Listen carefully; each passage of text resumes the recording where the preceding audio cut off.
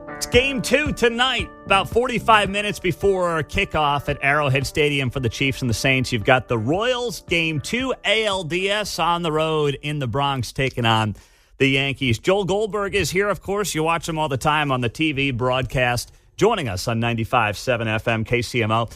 All right, Joel, game 1. Oh, man, the umps, they squeezed him on a couple of those balls and strikes, I think on the stolen base at second base. What did you make since we haven't talked since that game on Saturday night?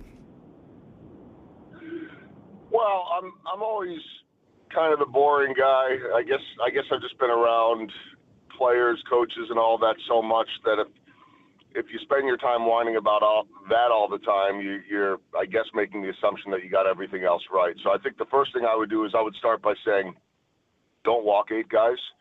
That's probably a decent place to start. But after that, extremely frustrating.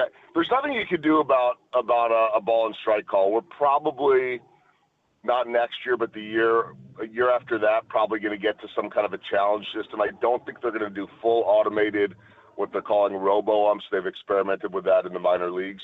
And there have been discrepancies. I think they're waiting to really roll it out because they don't want to get it wrong. And they will get something wrong. When you open up Pandora's box, you do get something wrong. Instant replay now still has gray area. Most of it is gray area that's just little things like a toe coming off of the bag. I have no explanation for what happened with that call the other night. It made no sense whatsoever. The only thing I can assume is that I've been in the instant replay offices in New York, and by the way, the fact that it's in New York has nothing to do with the Yankees. I'm not a conspiracy person like that, but they have the ability to really blow things up, see things more clearly, see it a little better than we do. So if in doing that, it led to more gray area, if in doing that, it showed less definitive, yes, he was out, then show us that. And that's not part of what they do. So I think we're all left on all sides to sit there and wonder what the heck happened. This doesn't make sense. That's not good for the game. That's not good for people that are watching when everybody sees it another way. But back to the point, Pete, I mean, they had plenty of other opportunities, and I thought they played well. I thought they showed very well. It's very clear that they're a very competitive team, and I think they showed the Yankees and the nation that they can do that. Yeah, absolutely. Okay, so then going into this game, Cole Reagans tonight in this spot in the Bronx, down 1-0 for a young pitcher, biggest start of his career. How do you try to make sure you're settled down and you're in the right mind frame as you get set for game 2 tonight? Yeah, it's a really good point because there's really no way of knowing how someone's heart's going to beat, so to speak, on the big stage of Yankee Stadium, other than just knowing the track record that a guy has. And in Cole's case, he's been awfully good in the biggest of moments. He has regularly pitched well after a loss, almost like he understands that there's more at stake, and that's magnified tonight. I don't think he'll be rattled by the big stage, but you never know once you get out there. And, how do you even determine that, right? I mean, it's a matter of what we're seeing from body language. If for some reason he gives up 2 or 3 runs in the first inning, is it because he is rattled, or is it because they just hit a good pitch? So we'll see. But the pedigree's there. You like a left-hander going at Yankee Stadium. One of the things that I've heard from people the last couple of days, which has also been talked about since the beginning of time, is what a joke. How can that right field fence be so close when it's so much further everywhere else? And when that home run was hit in game 1, I immediately looked, and we have all of the resources that we use all year long, and I quickly looked. It's the first thing I looked and said, all right, how far was it, and how many other parks would that have been a home run in? And it would have been a home run in no other park, just one. And so sometimes having a left-handed pitcher at Yankee Stadium, which is tougher on left-handed batters who feast off of that short porch in right field, could be a good thing. So I like the matchup for the Royals in that standpoint. I personally am more concerned, less about Cole Reagans and more about the guy they're going against, Carlos Rodon, who the Royals absolutely lit up last year, but he's been much better this year. He's been around a long time. We've seen him forever. He was with the White Sox forever. And Carlos Rodon, who, like Cole Reagans, is a left-hander, will certainly nullify a lot of those Royals left-handed bats.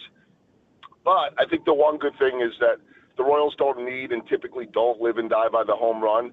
So if they can get back to playing some small ball, putting the ball in play, they did it very well against Garrett Cole, then I like their chances. But Carlos Rodon absolutely dominated them last month, and so he's been really good. If he is on, it'll look more like the games that we saw in Baltimore. All right, so you mentioned there, using stolen bases, being aggressive. How aggressive do you want to see this team for the Royals be tonight in this game, down 1-0 on the road? I don't, there is a way that you could be overly aggressive or too aggressive, but I think that they are a team very much like 14 and 15, and they're playing differences too, but I think like 14 and 15, they're a team that has to push the limit. They're a team that is at their best when they are pushing the limit. I think a lot of people, and for good reason, criticized sending Salvi on that play the other night when he was thrown out. Anytime a runner's thrown out and he's a dead duck at home plate, it never looks good. I get sending him in a standpoint of the Royals are just always aggressive. It didn't totally make sense just because of the situation, and I think there were no outs and everybody coming up. But I do think that there's something to be said that this team has to have an identity of being aggressive. This team has to have an identity of being athletic. I mean, even go back to the Water game, the way they made everything happen with, I think, the 7 stolen bases, and I'm not suggesting that's not going to happen tonight. Certainly not against Carlos Rodon, I don't think. But that identity, that mindset has to happen, that when you get on base, when you get an opportunity, you've got to take advantage of it because there may not be many of them. And so that's something I think that we need to look for, especially if they're able to get a runner on base early on. Just set that tone a little bit and settle that crowd down. That is, and I love it. It's so much fun, but that place is as rabid and as energetic as there is in baseball, certainly during a playoff atmosphere. It's everything. I think I love what Bobby Witt, Pete, has been saying. He just keeps talking about how great this is, how much he loves being in that spotlight, how much he loves the attention and the boos. You could hear them booing him the other night. My wife turned to me and said, "Why are they booing him? Because he's great." And I said, "Exactly." Yeah. And so if the guys can embrace that and take that action, that aggressiveness, that small ball that we're talking about, they'll calm that crowd down pretty quickly. Well, that's where I was going to end the conversation, Joel Goldberg, and that is with just the atmosphere there at Yankee Stadium. I don't think it's got the pop of the juice of the old stadium, which I know you had been in as well, but it still is one of the better baseball stadiums and obviously loudest baseball stadiums in the country when you talk about the fan base. So what makes it different? And just being there, having experienced both the old and the new Yankee Stadium, what do you think about the Royals in that environment going into Game 2?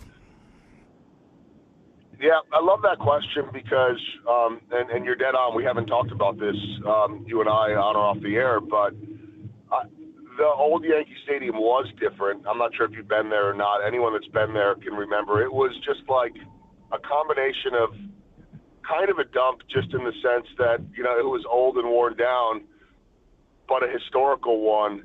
And just, you're talking about Babe Ruth and Mickey Mantle and on and on and on, Joe DiMaggio and Lou Gehrig. And there was an aura to that place that I've felt for many years now that there wasn't an aura to the new Yankee Stadium. This is just me personally. There was when the new stadium was built, it felt like all the same fans, all the same traditions. The grounds crew does the YMCA. There's some fun stuff that goes on there. The roll call that they do before the game in the top of the first, chanting from the bleachers to each player on the team on the field until they acknowledge them with a hand, wave or a fist bump or whatever, I think is one of the coolest things in baseball, as much as it kills me to say that. But it just felt like being in this billion-dollar pristine palace that didn't have the just the warts of a place over time. And I feel like, I don't know about others, I turned to my broadcast partner, Jeff Montgomery, maybe last year, and I said, you know what? This place is starting to grow on me. And I think it was just having been gone and not traveled for a couple of years during the pandemic, and then, watching crowds slow to come back in a lot of places. But there's always a crowd there. And even if they don't have a sellout, which is a story when they don't, when the crowds are down a little bit, there's always a unique and a different energy there that that just screams of New York, for better, worse, or whatever you think. There's nothing like New York in the country, and I would even say there's nothing like the Bronx compared to, say, being over in Queens, which has its own energy. But there's just something about the Yankee tradition. There's something about, the evil empire, I guess I would call them, like a lot of other people. It's a hard place to go into, and you have that sort of that dichotomy of the celebrities in the front row. You might look over and see, someone like Jay-Z in the front row or Jimmy Fallon in the front row, and then you see the blue-collar guy out in the bleachers in the outfield. And so there's just a mix that very much speaks New York and the bright lights. They play ad nauseum Frank Sinatra, New York, New York, not once, but like 100 times after the game, over and over and over again. It's just a unique place with an energy that I think every player would dream of playing in. Well, Game 2 is tonight, 6:38 first pitch on TBS. And Joe Goldberg doing great work as always. We appreciate you being here, my friend. Thanks so much for the insight. Hey, let's try to do this again and talk about a win. I'm ready for it, Joel. Thank you, my man. We'll do it again this week. All right, Pete, thanks. All right, there you go. Joe Goldberg on the TV side for the Royals joining us on KCMO Talk Radio.